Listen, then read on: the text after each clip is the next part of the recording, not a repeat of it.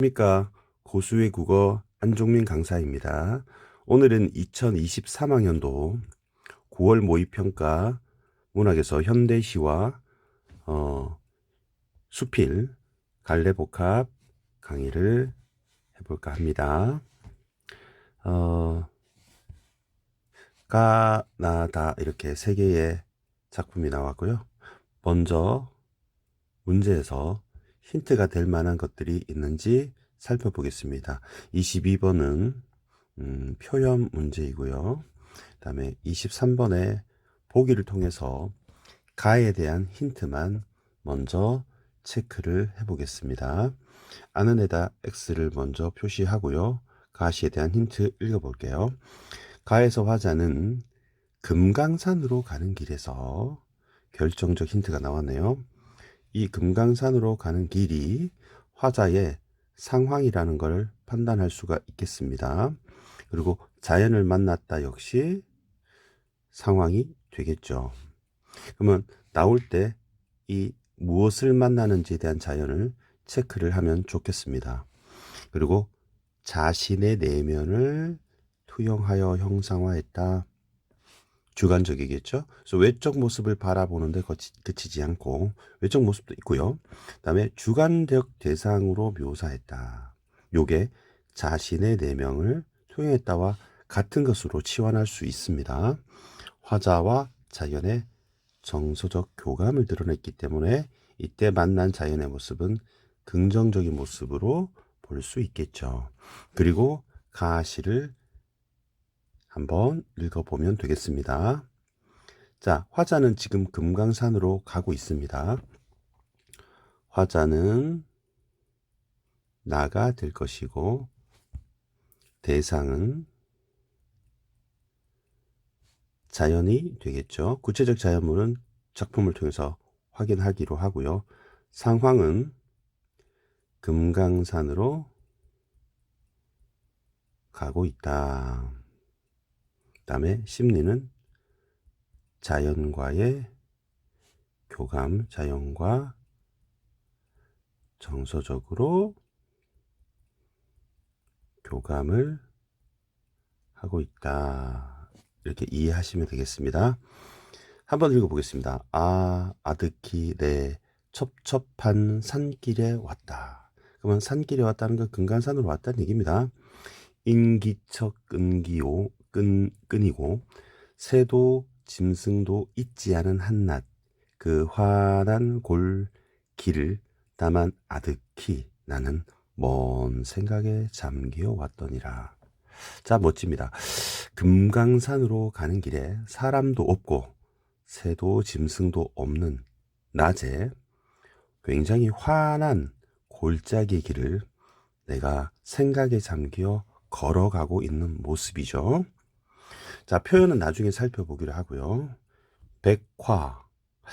백화앙상한 사이라고 해서 여러분 이 백자는 흰 백자입니다만 화자가 나무목을 확인할 수 있죠. 그래서 흰 나무 정도로만 여러분이 판단하시면 되겠습니다. 나무가 하얀 나무가 있나 봐요. 이렇게 그냥 자연물이구나 정도로 판단하시면 되겠습니다. 이 참고로 이 나무는 여러분 자작나무라는 나무예요. 알고 있는 학생도 있을 텐데요. 줄기가 기둥이 나무 가지가 온통 하얀색이에요. 그래서 우리 자일리톨 껌의 재료가 되기도 하고요. 뭐 핀란드에도 많이 있다고 합니다만은 우리나라 산에도 자작나무 숲이 있는 경우가 있어요. 앙상한 사이를 바람에, 그러면 바람도 자연이죠. 백화 같이 불리며 물소리에 흰돌이 되어 씻기우며, 그러면 내가 흰돌이 되어 씻기운다고 해서 정서적 교감을 드러내고 있죠. 나는 총총히 바쁘게 외로움도 잊고 왔더니라. 살다가 오래여 삭은 장목들, 오래된 긴 나무들, 흰 팔을 벌리고 서 있고 바람과 눈에 깎여 날선 봉우리. 쌤이 자연물을 다 체크하고 있어요. 훌훌훌 푸른 하늘에 푸른 하늘의 자연물. 흰 구름이 날리면서, 그러니까 훌훌훌 하고 날리는 것이 흰 구름이었던 거죠. 서 있더니라. 쏴 한 종일 내 쉬지 않고 부는 물소리, 아는 바람소리. 이렇게 나오네요. 아는 쌤이 두 가지 의미로 해석할 수 있을 것 같아요. 쉬지 않고 부는 물소리를 안고 있는 바람소리라고 해석을 할 수도 있겠고, 부는 물소리, 안쪽에는 바람소리, 이렇게 해석할 수도 있겠네요. 9월 고운 낙엽은 시간적 배경이 9월이네요. 가을입니다. 낙엽이 떨어지고 있을 시기죠. 날려 푸른 담 위에. 담은 백록담 할 때 연못 위에 호르르르 낙화같이 지더리라. 그러면 떨어진 꽃잎처럼 낙엽이 연못에 바람에 불려 떨어지면서 뒤집히면서 공중에서 이렇게 회전하면서 호르르르 하고 연못 위에 떨어지는 멋진 모습을 포착한 것이죠. 어젯밤 잠자던 동해안. 금강산은 여러분 동해안에 있습니다. 동해안. 선생님이 여기서 지도, 구글 지도를 한번 펼쳐볼까요? 그러면 여기 금강산, 여기 가운데 보이시죠? 금강산은 지금 북한에 있지만 동해 쪽에 있다는 걸 확인할 수 있습니다. 그래서 이쪽을 여행하면서 한가운데에 보면 금강산 보이시죠? 고성 위에. 그죠? 그래서 바다의 어촌을 바라보게 된 거죠. 그 검푸른 밤하늘에, 아까는 한낮이었는데 시간의 경과가 있습니다. 나는 장엄이 뿌려진 허다한 바다의 별을 보았다. 그러면 이것도 자기가 여행 중에 목격한 자연물입니다. 나는 오늘 밤 이 산장에도 얼어붙는 바람 속 우러르는 나의 하늘의 별들은 쓸리며, 그다음에 바람에 쓸리는 거겠죠. 다시 꽃과 같이 난만하였다. 우리 난만이라는 것은 꽃이 피어서 굉장히 화려하다, 꽃이 피어 화려하다, 이런 뜻을 가지고 있고, 아니면 별과 같은 것이 굉장히 광채가 강하고 빛나는 것을 말하기도 합니다. 그래서 이 시는 아까 보기에서 봤던 그대로 금강산으로 가는 길에 만난 자연의 모습에서 정서적 교감을 노래한 시다, 이렇게 여러분 이해하시면 될 것 같습니다. 표현 살펴볼 것들 쌤이 몇 가지 체크하고 넘어가겠습니다. 영탄법이 보이고요. 아득기내 첩첩한 산길을 왔다. 굉장히 옛날스러운, 예스러운 어투를 사용했습니다. 음기척 끈이고 새도 짐승도 있지 않은 한낮에. 자, 시간적 배경이 있고요. 여기 한낮이라는 표현과 나중에 한밤중이라고 하는 밤하늘이라는 표현이 나왔기 때문에 여러분 시간 경과를 체크할 수 있겠습니다. 그다음에 화난 안 하고 화안한 했기 때문에 이거는 문법적으로는 틀렸지만 시에서는 괜찮아요. 그래서 시적 허용이라고 하죠. 골길을 다만 아득히 나는 먼 생각, 역시 시적 허용이 있고요. 생각에 잠기어 왔더니라. 그러면 이 왔더니라는 말이 지금 일정하게 랩처럼 반복되고 있습니다. 자, 반복이라고 봐도 되고요. 우리 랩에서 우리 라임이라고 하는 것을 우리 항상 맞추게 되는데, 이런 운율이 생기는 것을 국어에서는 다리에 오는 운율이라고 하여 가군이라고 하게 되죠. 우리 사람이 이렇게 누워 있다고 한번 생각을 해볼까요? 만약에 머리는 아팠을 때 우리 두통이라고 하고, 허리는 요통이라고 다 하고, 다리는 우리 각선미 할 때 다리 각자를 써요. 그러니까 두는 머리이고, 요는 허리, 웨이스트, 다리, 각, 이렇게 되겠죠. 근데 만약에 이렇게 시가 이렇게 석 줄이 있다고 한번 생각을 해 봅시다. 그러면 앞머리 부분에 일정한 말이 A 이렇게 반복된다면 우리는 이른바 요 부분을 우리는 머리에 오는 운율에서 두운이라고 하게 되는 것이죠. 만약에 허리 부분에 일정한 말이 비비비비 이렇게 반복되면 우리는 요운이라고 하게 되는 거예요. 두운, 요운. 그러면 여러분 아시겠죠? 일정하게 끝머리에 CCC 이렇게 반복된다면 우리는 각운이라고 하게 됩니다. 라임이라고 기억하셔도 되겠고요. 백화, 흰 자작나무 앙상한 사이를 시각적 심상이 주로 많습니다. 바람의 백화같이, 백화같이 했기 때문에 지규법이 되겠죠. 지규법, 분리, 우며. 물소리에 흰놀이 되어서 씻기 우며.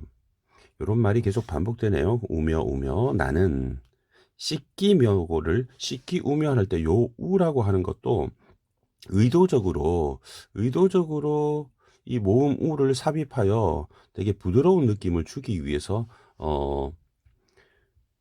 의도적으로 썼다 이렇게 생각할 수 있겠습니다. 나는 바쁘게 외로움도 있고 왔더니라. 외롬 하는 건 줄였죠, 그죠? 이것도 시적 허용. 왔더니라 역시 반복이 되고 있네요. 살다가 오래 사겨온 장목들 흰 팔을 벌리고 우리 색채어가 사용되었고요. 이 장목은 긴 나무는 자작나무로 볼 수 있을 것 같습니다. 흰 팔을 벌렸다. 의인법을 사용하고 있죠. 나뭇가지를 팔로 비유했습니다. 바람과 눈에 깎여 날선 봉우리 훌훌훌 이런 단어는 여러분 흰 구름이 날리는 모습인데 우리 모양을 흉내내는 말을 의태어 살금살금 그런 뒤뚱뒤뚱 이런 단어들 그다음에 소리를 흉내낸 단어들 삐약삐약 음매음매 이런 단어들 의성어 의태어 이렇게 얘기하죠. 자 이렇게 합쳐서 우리는 이것을 음성 상징어라고 한다는 것들 우리 선지에 자주 출제되니까 기억해 두시면 되겠습니다. 창천 푸른 하늘이니까 역시 색채어가 있고요. 흰구름하고는 서로 색채 대비 대조 대립이 있습니다. 포카리 스웨트가 떠오르네요. 날리며 섰더니라. 그러면 더니라가 반복된다고 가군으로 봐도 되겠습니다. 쏴 역시 청각적 심상이면서 음성 상징어가 사용되었고요. 한종일 내 줄표 사용 체크할 수 있겠습니다. 쉬지 않고 보는 물소리, 아는 바람소리 역시 청각적 심상이 있고요.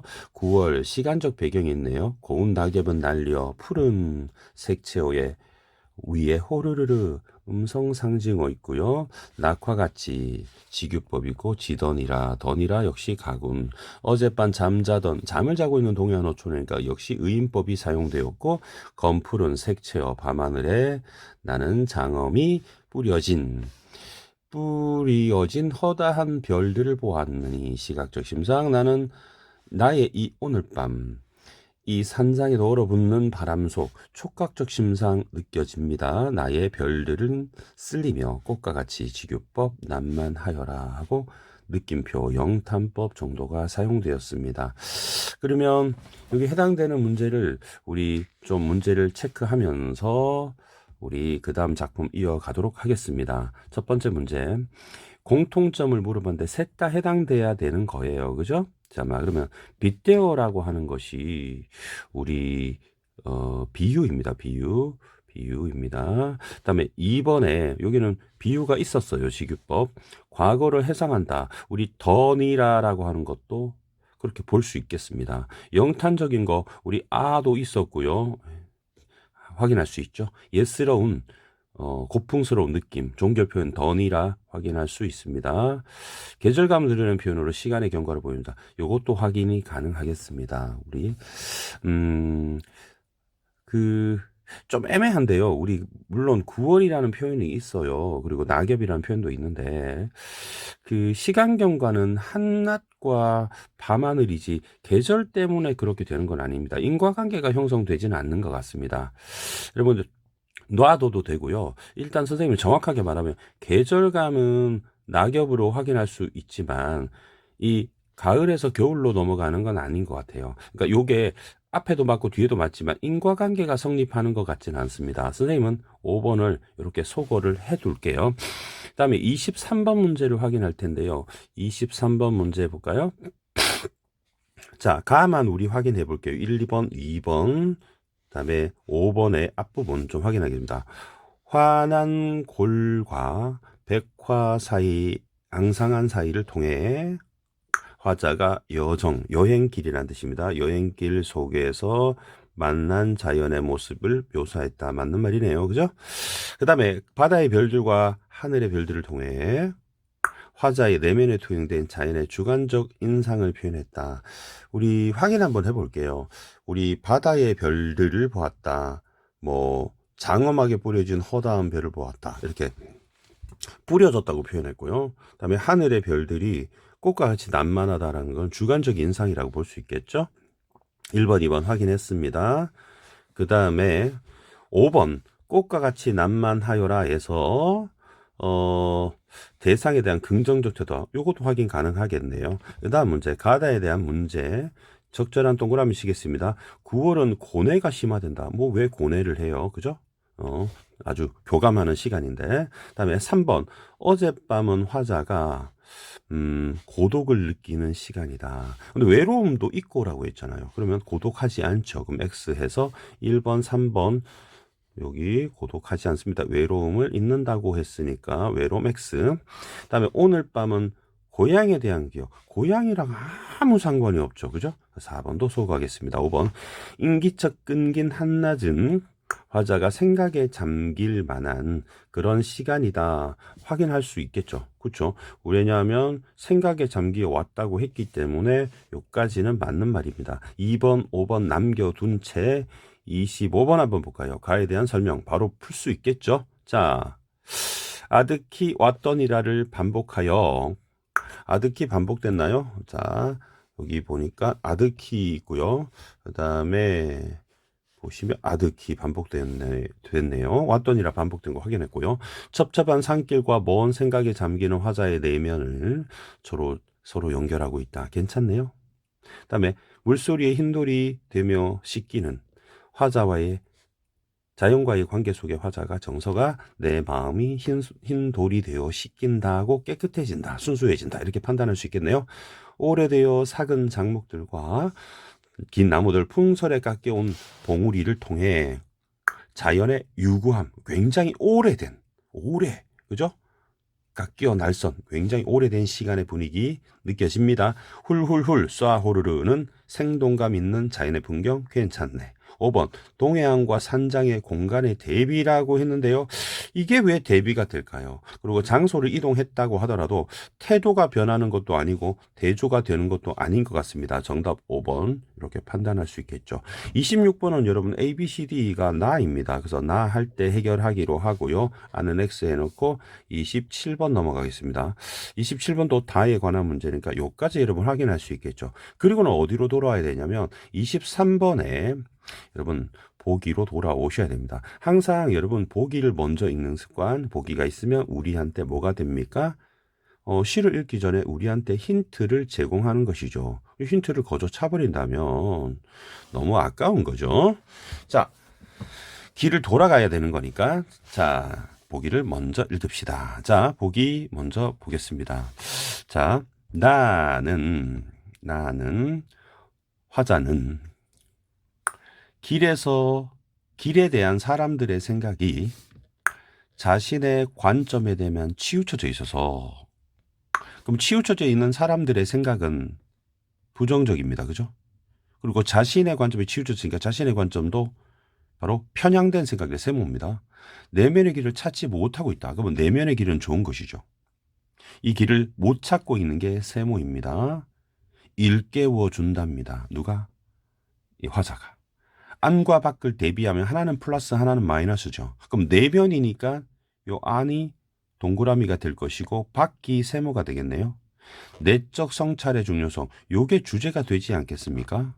그 길의 상징적 의미라고 했고요. 길에 대해서 사람들이 감을 얻은다. 그럼 깨달아간다는 부정적인 생각에서 긍정적으로 바뀌게 되는 과정들을 보여준다. 정도로 확인하고요. 여러분이 이 시를 보셔야 되겠습니다. 이 시는 굉장히 학생들이 좀 어려워해요. 신경님의 길이라는 작품입니다. 길이라는 작품입니다. 길. 상징적이라고 했어요. 우리 인생길로 비유해도 좋을 것 같아요. 상징적이다. 상징 정도로 체크하고 보게요. 이 작품 봅시다. 사람들은 자기들이 길을 만든 줄 알지만 길은 순순히 사람들 뜻을 좇지는 않는다. 그러면 여러분 아까 보기를 봤듯이 사람들의 뜻은 부정적이고요. 그 다음에 자기들이 길을 만들었다고 착각을 하고 사는 것이죠. 나는 개척자다 하고 편향된 생각을 하고 있다는 겁니다. 편견을 가지고. 사람을 끌고 가다가 길이 사람들을 끌고 가다가 문득 벼랑 앞에 세워 낭패시키는가 하면, 그러면 가다가 벼랑이 나타나면, 낭떠러지가 나타나면 길이 끊기죠. 그럼 낭패가 되는 거죠. 큰 길에 우정은 여러분 친구 간의 정인 프렌드십이 아니고요. 우정은 일부러라는 뜻을 갖고 있습니다. 일부러 자기의 허리를, 길의 허리를 두 동강 내어 사람들을 부득이 길을 버리게 만들기도 한다. 사람들은 이렇게 됐을 때, 이게 다 사람이 만든 길이 아니라고 하잖아요. 착각하는 거죠. 거꾸로 사람들한테 세상 사는 슬기를 가르치는 거라고 말한다. 하지만 이것도 틀린 생각이죠. 사람들한테 세상 사는 슬기를 가르치는 게 아니란 뜻입니다. 그럼 길은 사람을 밖으로 불러내요. 밖은 세모였죠. 온갖 세상살이 구경시키는 것도 세상 사는 이치를 가리키기 위하고 사람들이 말해요. 그러면 밖으로 불러내는 거 아니라고 했고, 구경시키는 세상 사는 이치를 가르치기 위한 거라는 것도 사람들의 잘못된 생각일 뿐인 거죠. 그래서 길의 뜻이 거기 있는 줄만 사람들이 착각하고 오해하고 살고 있습니다만은, 길이 사람을 밖에서 어디로? 안으로 끌고 가서 내적 성찰, 즉 깊이 들여다보게 한다는 것이 진짜 길의 의도인데, 그것을 사람들이 착각하고 모르고 살아간다는 거예요. 그래서 길은 밖이 아니고 안으로 나 있어서 그걸 아는 사람들에게 길은 고분고분해지고요. 제 몸으로 꽃으로 순호와 향기를 더하기도 하고 그늘을 드리워 사람들의 땀을 씻게도 합니다. 그걸 알고 나면 이제 깨달아가는 과정이죠. 이제 이걸 알고 난다는 건 깨달음이죠. 사람들은 비로소 내가 길을 만들었다 이렇게 말하지 않게 된다. 굉장히 다소 어려운 작품입니다. 이 시를 좀 정리를 해보면요. 화자는 나입니다. 대상은 길도 되고 여기 길에 대한 오해를 하고 있는 사람들에 대한 얘기를 하는 것 같습니다. 상황은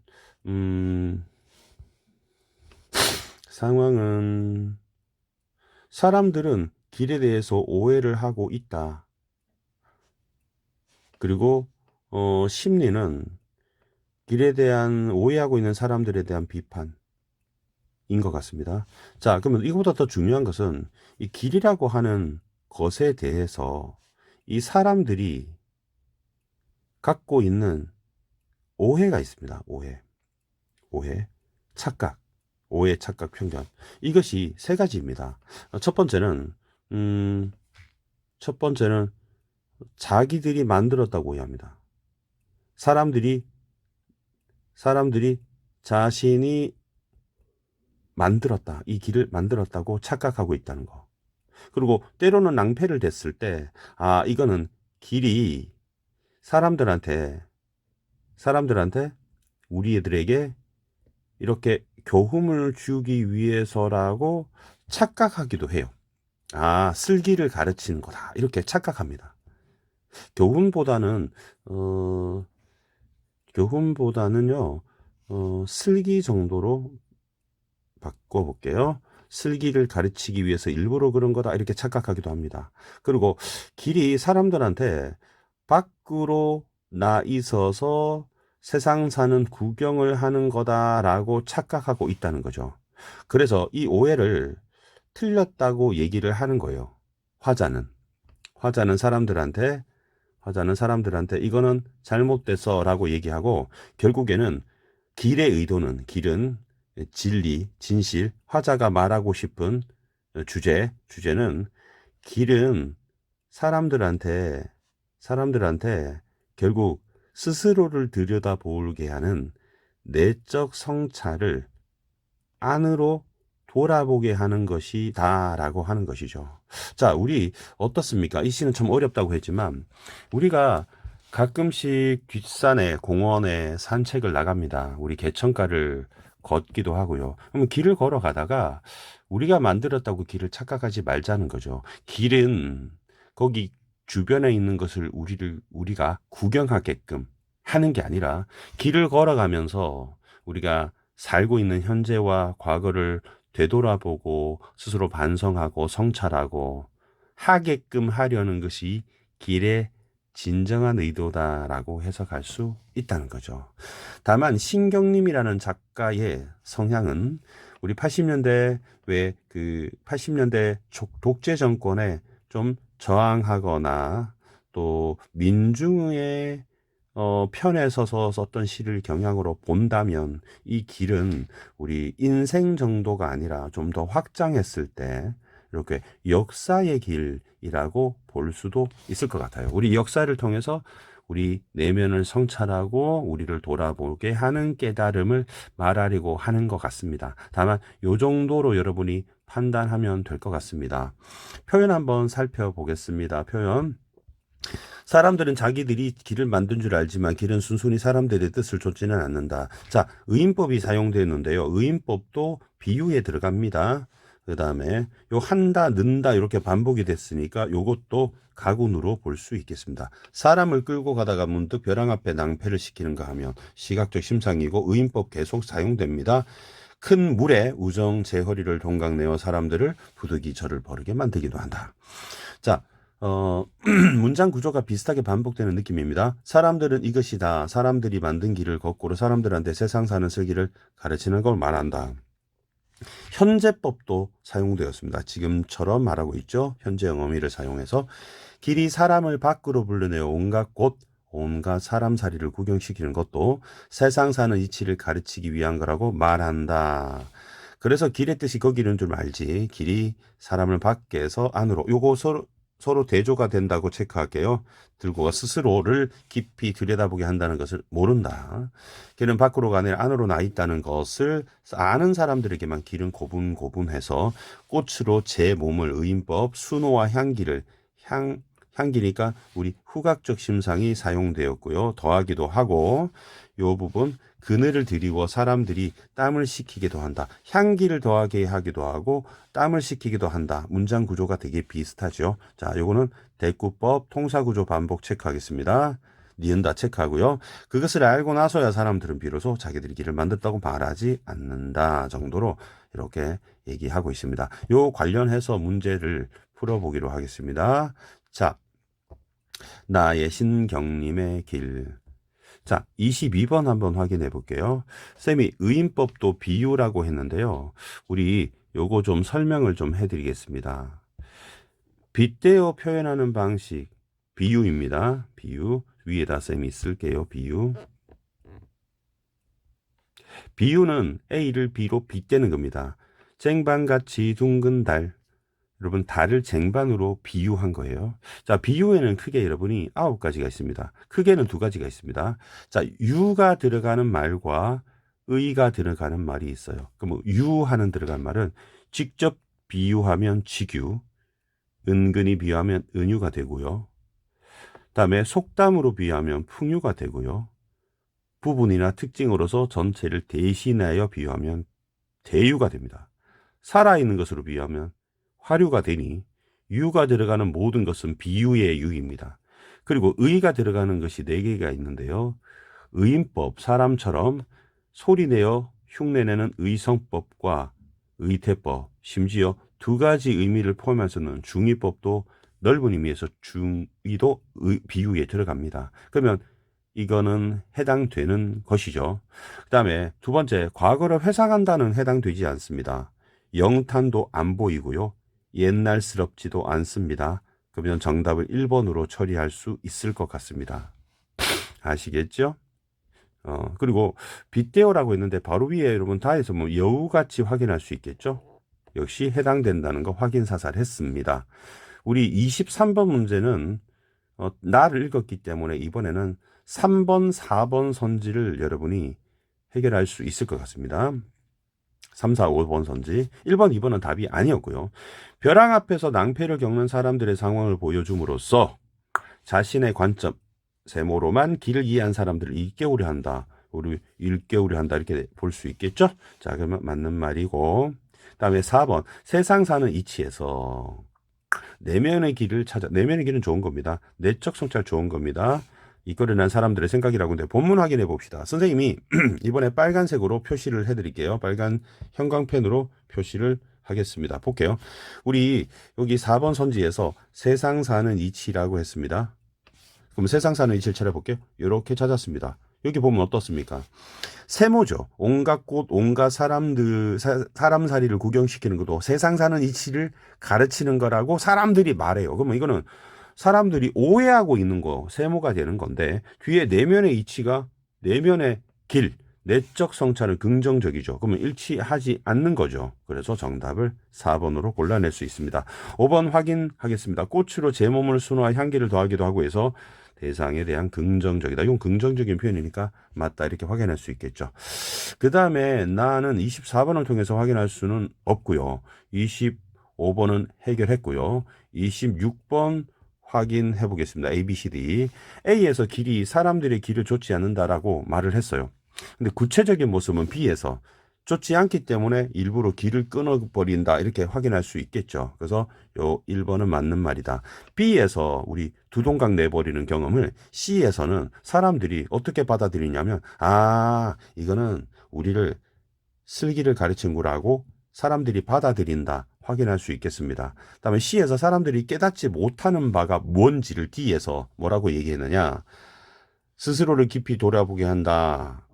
밖에서 안으로 끌고 온다. D에서 밝히고 있고요. 다음 E와 같이 제 뜻을 굽혀 사람들한테 복종하는 길의 모습. 참 황당한 얘기입니다. 우리 여기 지금 선생님이 노란색으로 표시할게요. 자, 길이 사람들한테 굽혀서 복종을 한다. 말도 안 되는 소리를 하고 있죠. 그죠? 이거는 헛소리가 되겠죠. 그다음에 E에서 아는 사람들의 길이 고분고분해진다는 것은 길이 복종하는 모습이 아닙니다. B와 대비된다. 그렇게 해석하면 전혀 안 되겠죠. 절대 안 됩니다. F에서 깨달음을 얻은 사람들의 태도는 A에서 사람들의 태도와 대비된다. F에서는 사람들이 내가 길을 만들었다고 말하지 않잖아요. 그런데 A에서는 내가 길을 만들었다고 착각하고 있죠. 그래서 맞는 말이 되겠습니다. 자, 여기까지 확인했고요. 다 작품을 하기 전에 우리 힌트가 될 만한 27번 보기를 보면서 여러분이 먼저 힌트를 얻으시기 바라겠습니다. 27번 보기에서 일단 읽어보니까 편지 형식이라고 되어 있어요. 수필인데 당신한테 편지를 쓴다는 거죠. 그러면 나가 작가이면서 화자인데 당신한테 편지를 쓰는 문체겠죠. 그리고 두 가지 얘기를 들려주는데요. 첫 번째는 개인적 경험. 개인적 경험이 1번이고요. 공동체적 경험. 이게 2번입니다.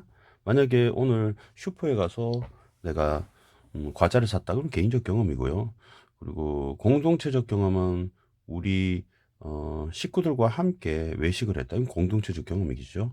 자, 수선화에서 연상된 이야기가 글쓴이에게 슬픔을 환기하는 기억이라면 고향의 풍속 이야기는 그러면 수선화에서 연상된 이야기 이게 1번이 되겠죠. 그런데 이것은 슬픈 기억이래요. 그다음에 두 번째는 고향의 풍속 이야기가 공동체적 경험이겠죠. 그래서 일탈, 우리 법칙에서, 규칙에서 벗어나는 그런 게 허용되는 유쾌한 축제, 그럼 즐거운 이야기로 되어 있습니다. 그러면 개인적 경험은 슬프고 공동체적 경험은 유쾌하다. 이렇게 보면 돼요.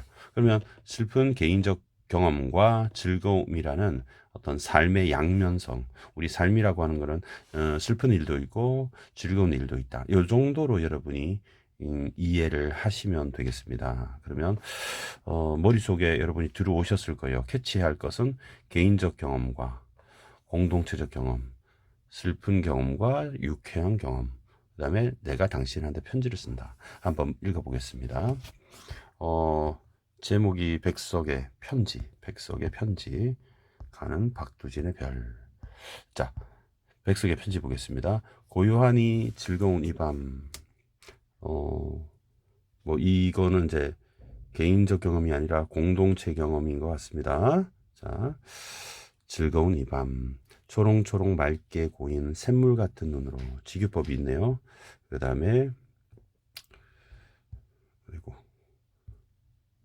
샘물 같은 눈으로 나는 당신께서 보내주신 고운 수소나 한 폭, 요 소재가 있습니다. 꽃을 들여다봅니다. 들여다보노라니 즐거운 향기와 그윽한 향기와 수소나의 향기와 새파란 꿈이 안개같이 오르고 노란 슬픔이, 그럼 개인적 경험과 관련되는 것 같습니다. 연기같이 오릅니다. 나는 이제 긴 밤을 당신께 이 노란 슬픔 얘기나 하면서 보내도 좋겠습니까? 남쪽 바닷가 어느 낡은 항구의 처녀 하나를 나는 좋아했습니다. 그건 개인적 경험이죠. 머리가 까맣고 눈이 크고 코가 높고 목이 패고 키가 호리낭창하였습니다. 어느 해 6월이 저물게 실비 오는 무더운 밤에 처음으로 그를 안 나는, 이때 이 처녀 하나가 되겠죠. 처녀 하나를 나는 여러 아름다운 것에 그를 견주어 보았습니다. 당신께서 좋아하시는 산새도 해오라비에도 또 진달래에도 그리고 산호에도 이렇게 견주어 본 거죠. 그러나 나는 어리석어서 아름다움이 닮은 것을 골라낼 수 없었습니다. 총명한 내 친구 하나가 그 처녀를 비교해서 비유해서 수선화라고 했어요. 수선화는 슬픈 얘기라고 했잖아요. 개인적. 나는 기뻐서 그를 비교 수선이라고 하였습니다. 그러한 나의 수선이 시들어갑니다. 그러면 이 수선이라고 하는 건 처녀가 되는 거니까 바로 은유법이 되겠습니다. 은유법. 그러면 그녀가 시들어간다 정도로 이해할 수 있겠죠. 그는 스물을 넘기지 못하고 가슴에 병을 얻었습니다. 그리고 이 이야기는 이만하고 나는 노란 슬픔이 개인적 경험, 그녀가 결국 병을 얻게 된 슬픈 경험이죠. 수선을 닮은 그녀가. 나는 당신이 보내주신 맑고 고운 수선화 한 폭을 치워 놓아야 하겠습니다. 그러면 이 얘기는 1번은 그만한다고 스탑한다고 얘기를 했기 때문에 이제 공동체적 유쾌한 경험을 얘기할 때가 됐죠. 밤이 아직 셀 때가 멀고 또 복밥을 먹을 때도 아직 되지 않았습니다. 이제 나는 어머니의 바느질 그릇이 있는 데로 가서 무쇠 헝겊이나 얻어다가 알록달록한 각시나 만들면서 이 남은 밤을 당신께서 좋아하실 내 시골 육보름 이야기나 해서 보내도 좋겠습니까? 그러면 내 시골 육보름 밤의 이야기는 바로 공동체적 경험이 되겠죠. 자, 육보름은 정월 대보름인 음력 바로 1월 15일 다음 날이니까 1월 16일이 되겠죠. 육보름으로 넘어가는 밤은 집집이 안간으로 사랑으로 웃간에도 마둣간에도 다락방에도 허통에도 고방에도 부엌에도 대문간에도 외양간에도 모두 째듯하니 불을 켜놓고 복을 맞이하는 밤. 뭐 풍속이 아마 1월 16일에 밤에 불을 켜놓고 복을 맞이한다 이런 풍습이 있었나 봐요. 달 밝은 마을의 행길 어디에도 복덩이가 돌아다닐 것 같은 밤. 복을 맞이하는 밤입니다. 닭이 수잠을 자고 개가 밤물을 먹고 도야지 깃을 들썩이는 밤. 새학시 처녀들은 새 옷을 입고 복물을 깃는다고 벌판을 건너기도 하고 고개를 넘기도 하고 부잣집 우물로 가서 반동이에 옹패기에 찰락찰락 물을 기러 오며, 아마 그때 처녀들이 새 옷을 입고 부잣집 우물에 가서 물을 기러 오는 풍습이 있었던 것 같습니다. 별 같은 이야기를 작갈작갈 하는 밤입니다. 그러면 처녀들이 떠드는, 얘기하는, 수다를 떠는. 새학시 처녀들은 또 복을 가져오노라고 달을 보고 웃어가며 살쾡이같이 여우같이 부잣집으로, 지규법이 보입니다. 부잣집으로 날새기도 하여 기왓골에 기왓장을 벗겨오고 부엌에 솥뚜껑을 들어오고 곱새담에 집날을 뽑아오고, 이런 일탈의 밤입니다. 일탈이 용인되는 밤, 이렇게 허물없는 즐거움 속에서 유쾌한 거죠. 끼득깨득하는 그들은 산에서 내린 무슨 암짐승이 되어버리는 것 같은 밤이에요. 이렇게 이 작품을 읽었습니다. 그러면 문제에서 우리 22번 문제는 조금 전에 확인을 했습니다. 23번 문제도 우리 답을 찾았고요. 24번 우리 해결을 못했는데 다에 해당되는 걸 보겠습니다. 24번 선지에서 2번 선지 확인해 볼게요. 2번 선지 확인해 보겠습니다. 다의 고요하니 즐거운 이 밤은 당신과의 재회에 대한 기대감, 재회하고 상관이 없죠. 5번 볼게요. 아직 셀 때가 먼 이 남은 밤은 글쓴이가 이야기를 계속할 만한 시간이다. 남은 밤에 이 얘기도 해도 좋아요, 저 얘기해도 좋아요, 이런 식으로 얘기했기 때문에 그렇게 볼 수 있겠죠. 우리 결정적 힌트가 되는 말씀 노란색으로 표시를 해볼게요. 다의 앞부분에 보면 중약 앞에 보면 이런 얘기 있습니다. 나는 이제 긴긴 밤을 당신께 노란 슬픔 얘기를 해서 보내도 좋겠습니까? 이렇게 돼 있죠. 그래서 계속할 만한 시간이다. 5번 쉽게 확인할 수 있겠습니다. 우리 5번 해결했고요. 26번 해결했고요. 마지막으로 27번 우리 다에 해당되는 문제 확인하게 하면 될 것 같습니다. 글쓴이가 당신에게 말하는 형식으로 되어 있어서 독자는 자신이 편지에 받는 사람이 된 것 같은 친근함을 우리 경어체로 사용해서 더욱 친근하게 느낄 수 있고요. 노란 슬픔 얘기는 가슴의 병을 얻은 여인과 관련된 개인적 경험이 맞겠고요. 슬픈 얘기죠. 육보름에 대한 당신과 글쓴이의 경험을 대비했다. 당신의 육보름에 대한 경험 그리고 글쓴이의 경험이 서로 반대가 된다. 여러분 여기서 당신의 육보름에 대한 경험이 나왔나요? 안 나왔죠. 그죠? 대비한다는 것도 틀렸고 내 경험이 즐겁다고 육보름에 대한 당신 경험이 부정적이다고 말할 근거는 전혀 없잖아요. 나오지 않았으니까.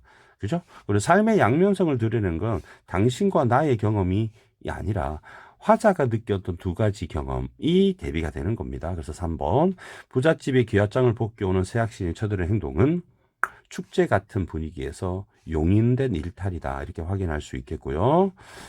우리 요 보기 부분 있죠. 그다음에 짜깔짜깔 끼득끼득 같은 음성 상징어. 선생님이 좀 전에 말했던 우리 의성어가 음성 상징이라고 했잖아요.